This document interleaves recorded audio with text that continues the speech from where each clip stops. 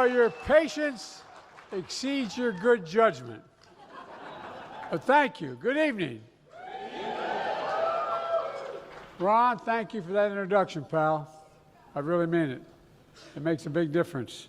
You know, Ben, it's good to see you, pal. How the hell you keep all your hair and I've lost all mine? You're a long-time leadership in Nebraska. You've been a friend a long time.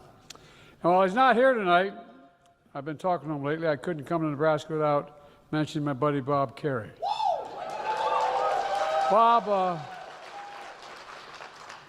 not only won the Medal of Honor, which we all know, but he's a genuine patriot and a true and loyal friend, no matter what the circumstance. Folks, to Mayor John Ewing of Omaha, the award winners and union leaders, you know, including Private First Class Harry Dunn, another true patriot. Another true patriot. I was a pretty good football player. Believe it or not, I was a runt, but I was a pretty good football player. I was a flanker back. And if I had him running in front of me, man, I could have been an All-American. I couldn't be, it's not working. I couldn't have been an All-American. Well, look, Precious, you're the most aptly named person I know. And Madam Chair, thank you so much for all you've done. And Governor Andy Beshear, Kentucky. Andy may have had to leave, but you know, I've spent a lot of time with Andy when I was vice president and as president. Kentucky got the living hell kicked out of him by the weather. I mean, I've been to every part of that state, working like hell just to keep it open. And I mean it sincerely. This is a guy who knows what he's doing. He does it well. And he doesn't ask whether it's a red or blue part of the state. He just gets it done.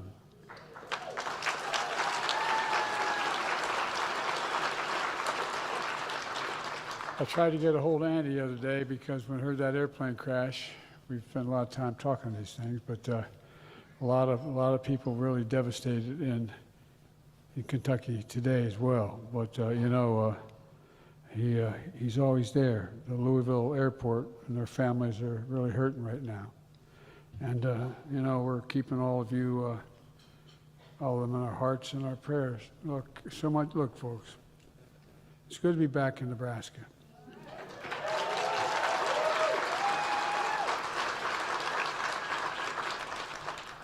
But now when I'm back in Nebraska, the Democratic Party's back. The Democratic Party's back. That's not hyperbole. Did you see the election results? Well, I want you to know, for the longest time, Delaware didn't have a national TV station. They had to rely on Philadelphia. And when that was happening, I liked it very much because I was voted the most popular person in New Jersey and Pennsylvania. You all think I'm kidding. I'm not. I keep reminding the governor of New Jersey, Gov, that Delaware owns the high water mark of the Delaware River on the New Jersey shore. Well, look, folks, the fact is that we had a great night in Virginia, New Jersey, Pennsylvania, California, New York City, Georgia, Mississippi, even in Mississippi. Look, the American people are sending a message. They're sending a message to Trump and to his crowd. And look, folks, you know, I just want you to know, you work for us, Mr. President. We don't work for you. You work for us, not just billionaires and millionaires. I mean it sincerely. I'm angry. You work for us. And look, folks, the fact of the matter is that, you know, you better get the damn government open. Because, look, folks, here's the deal. You know, this is a democracy. And the fact of the matter is that there are no kings in democracies. None. None.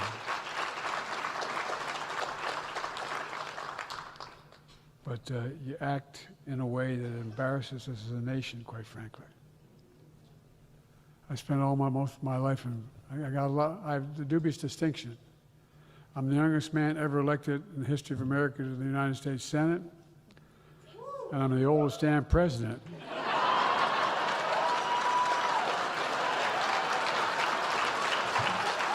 Ooh. Ooh.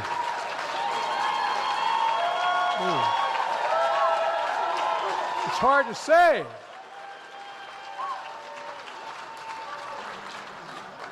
I feel like I'm 40, but I've turned it twice plus 3. Look, folks, I want to begin by saying thank you, because I'll be forever grateful that you made me the 46th President of the United States of America. And I'm proud of the work we've gotten done over the years. Together, we had COVID administered to 200 million vaccines we put in people. And we lost 1,500,000 people because of the incompetence of the last administration. In the first 100 days, we did that by saving millions of lives. We left no neighbor behind, no matter how poor it was. We were there with docs in place. Together, we put America back to work. We created 14 million new jobs, 600,000 of those jobs in manufacturing. We made more things in America to get more jobs created in any 4 years of any president in American history. Together, we made the largest ever investment in America's infrastructure to rebuild our roads, our bridges, our ports, our airports, our dams. We connected everyone in America to the internet. Everyone.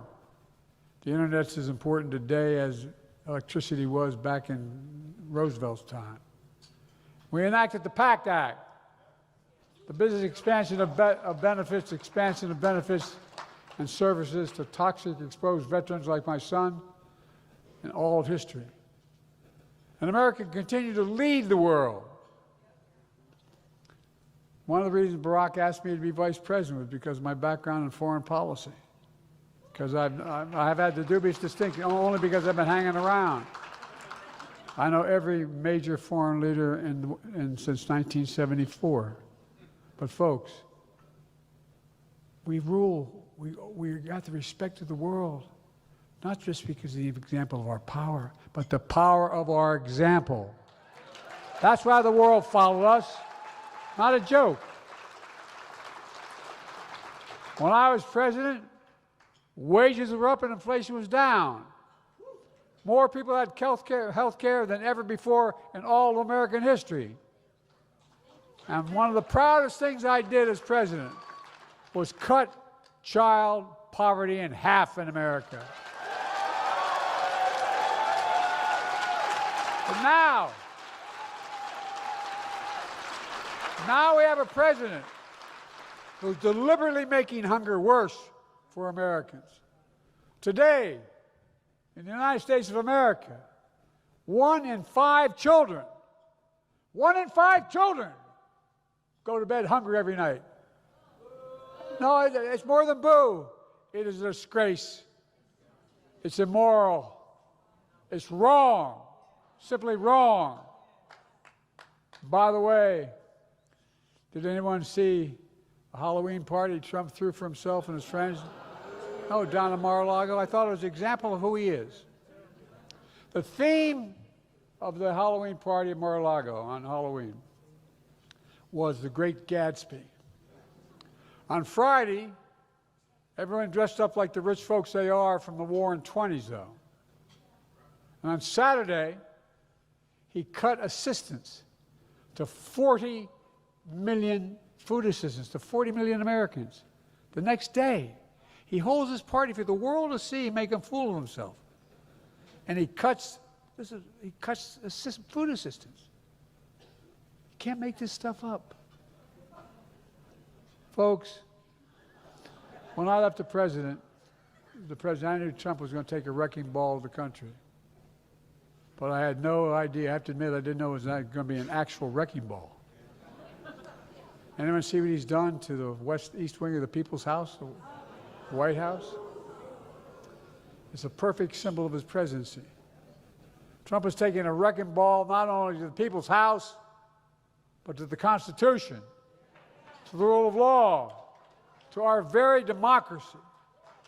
And yet while doing this, Trump, at the same time, can provide recently, on his own account, $40 billion line of credit to Argentina without even the government voting for it?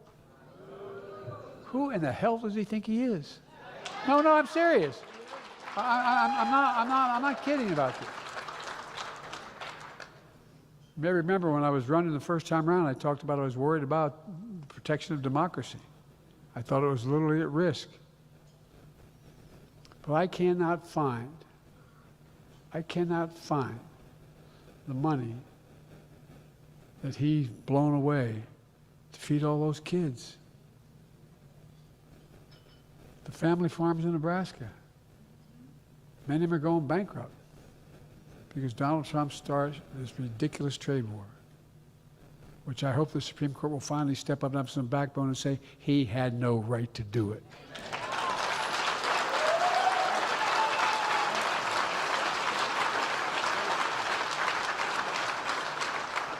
The Republicans refuse to say there's any problem at all. And there's a lot of good folks. I know these folks. I hate to admit it. I was a United States Senator for 36 years. Longer than most of you are alive. But now, look, he now says we are, quote, in a golden age. Not only gold is stuff he's hanging on the mantle of what isn't it? Oh. But this, all kidding aside, does anyone feel like this is a golden age? No. But it is a golden age for the Trump family. Can you imagine? Has anyone noticed how much the Trump family has made while he's been president, put in their pocket? Reported $1.8 billion. Can you imagine if any other president in American history did that? Can you imagine what would happen? Because of the government shutdown, millions of families could soon be paying double what they pay for the basic health care they received under my administration. Here in Nebraska, if Trump gets his way, it's estimated that a 60-year-old couple could see their health care premium increase from $22,000 to by over $22,000 a year. That's not hyperbole. It's coming, folks. This is real. I know we say it. People go, that can't be true. Think about that. Additional $22,000 a year to get basic health insurance. And by the way, do you know how many government shutdowns we had when I was president? Zero, zilch, none. During my term, we expanded health care, increased Obamacare. We made cancer research a priority. And now Trump is cutting government funding for cancer research. Folks, I know what cancer research means. Cancer hits every family, hit my family hard, just as so many of yours. With the love of my life, my oldest son, the Attorney General of the state of Delaware, who should have been the president, not me, volunteered to go to Iraq for a year. He didn't have to. He came back with stage 4 glioblastoma because he lived near the burn pit, just like those guys did in 9/11. And he died. I remember him calling me aside. I shouldn't probably say this.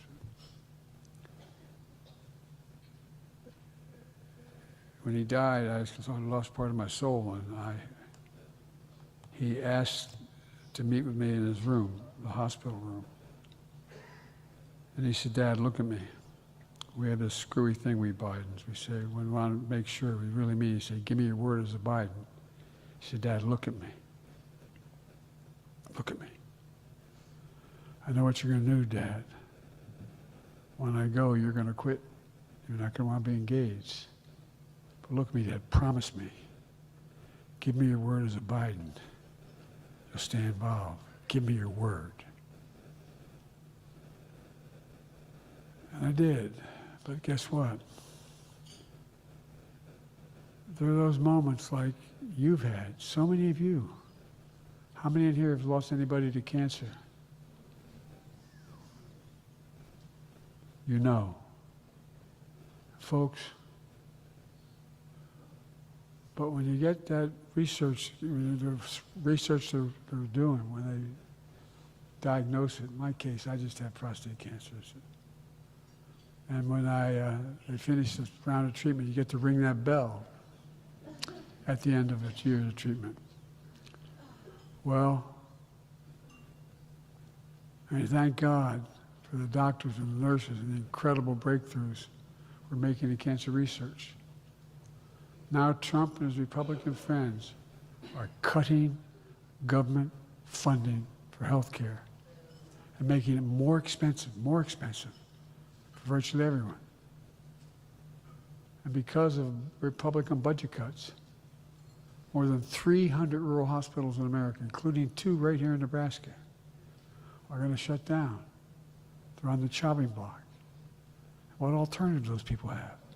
Not like there's another one 2 miles away. Folks, I've never said this my whole career, but I think it's immoral. It's un-American. It's flat out wrong. And you have to ask yourself, why? Why in God's name are they doing this? Why? Well, I'll tell you why. So they can give away an additional $4 trillion in tax breaks to the benefit of the wealthiest people in America. That's $4 billion over 10 years on top of the tax break they gave the first term that put us in a hole. That's right. Not only are kids going hungry, and rural hospitals are closing, the cost of health care is skyrocketing. All because Trump wants to give people like Elon Musk and Jeff Bezos and Mark Zuckerberg, which I have another way of calling him, a tax cut. We have a word back in Scranton where I was born and where I spent my summers with my grandpa and grandpa. We call us a bunch of malarkey. You see, folks, here's what I understood that Donald Trump never does understand and will. And I've said this before. I mean this sincerely. It's not just a slogan. Wall Street, they're not bad guys, but they didn't build America. The middle class built America. And unions built the middle class. That's a fact. That's a fact. My fat grandfather finger would roll over in his grave if I walked away from unions. Let's get something clear. I handed Donald Trump, we handed Donald Trump, literally, not figuratively, literally, the strongest economy in the world at the time. The strongest in the world.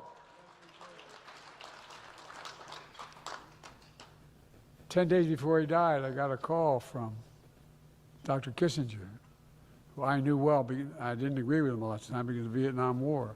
It was because I was on the Foreign Relations Committee when I was 24 years old. And he called me when I was able to convince 2 great nations to join NATO, make it even stronger.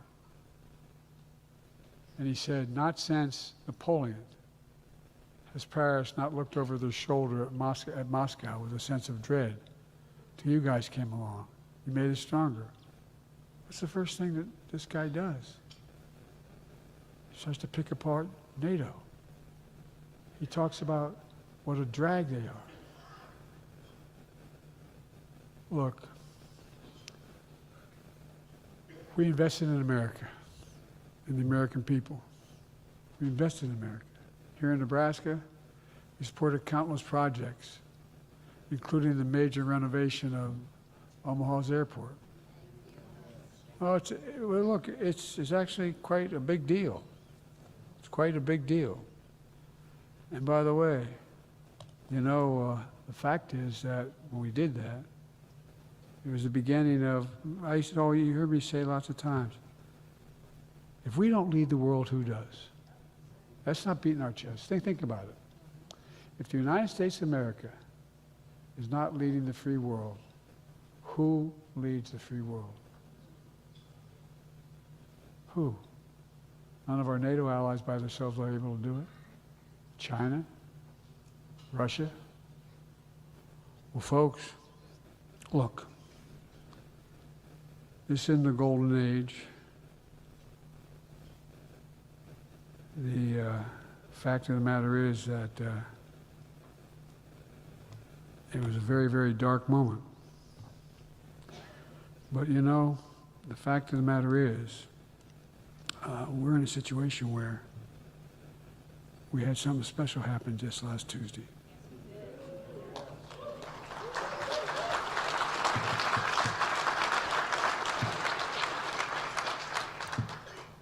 Bottom line, when we were in office, we showed up for our neighbors, regardless of their politics, whether they're red states or blue states.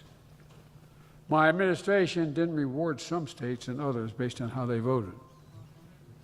My administration didn't attack red states because I was president of the United States. And even the women who were vocal and when I addressed the United States Congress and terrible to us, they wanted to keep the programs that we had to benefit them. People could say, well, how could you do that for them? It wasn't for them. It was for the people of their states. And folks, you can't govern this nation by dividing the nation.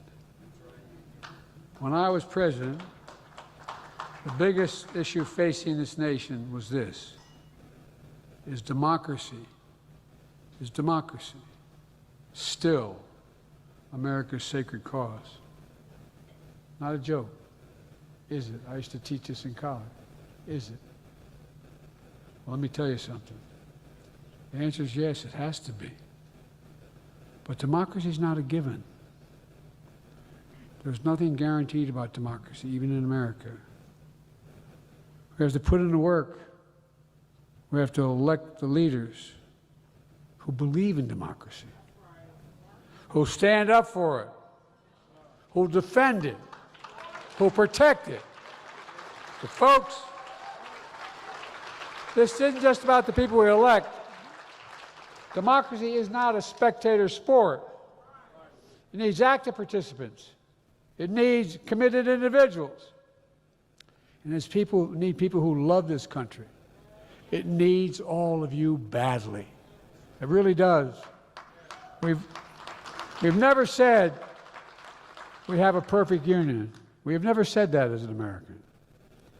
We've always said we're striving to create a more perfect union.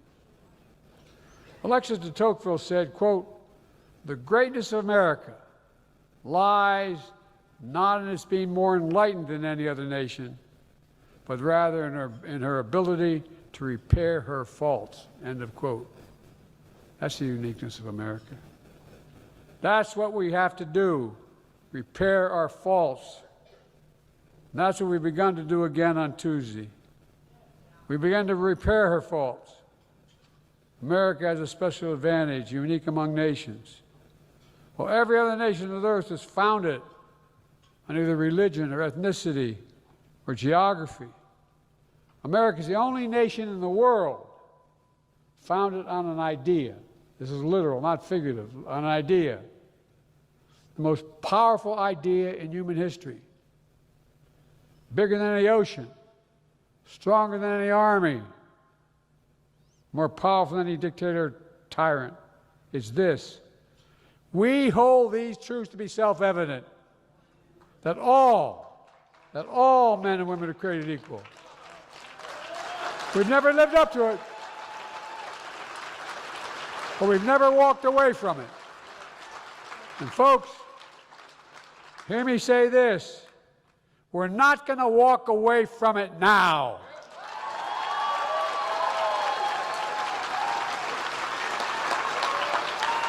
Tuesday night was a good start. And yes, this is a difficult time. But we faced difficult times before. There's one thing I know about the American people. There is no quit in this country. There's no quit in America. None. We can't give up. Not when our children need us, not when Nebraska needs us, not when America needs us. Because the America of our dreams is always closer than we think, always. Right here in Omaha. You guys are the blue dot, right?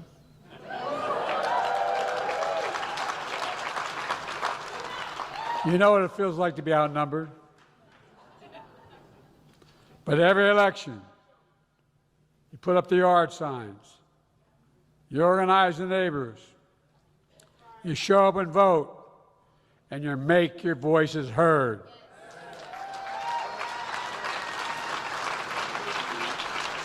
In the Biden family, we have an expression for that. We call it keeping the faith.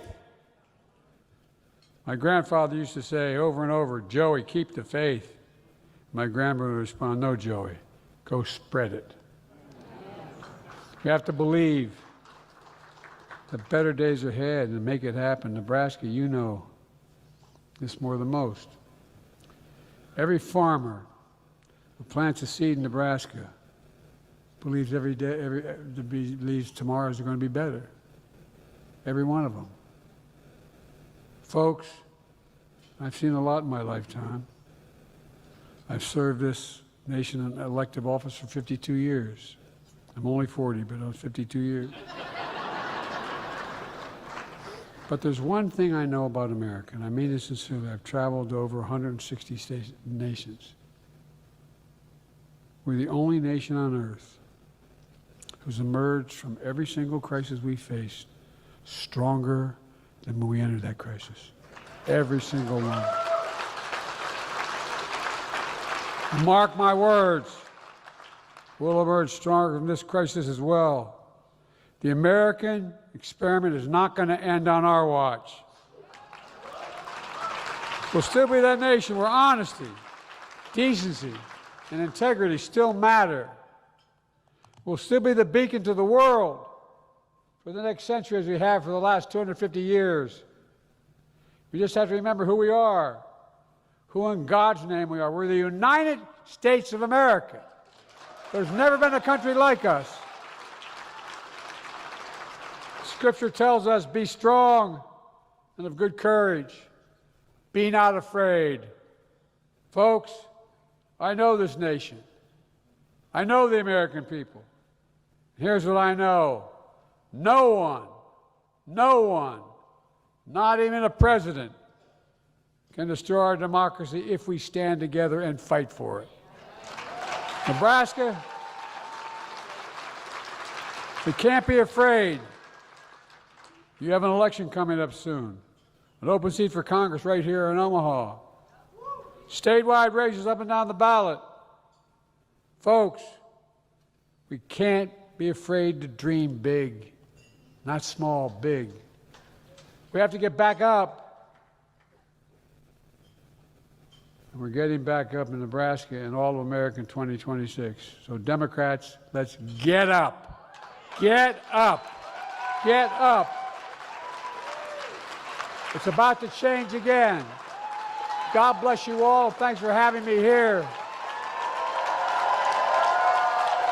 And may God protect our troops. Thank you.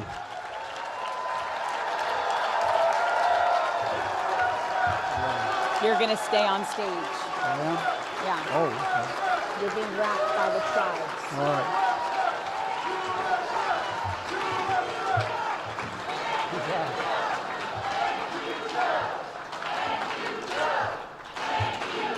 Thank you.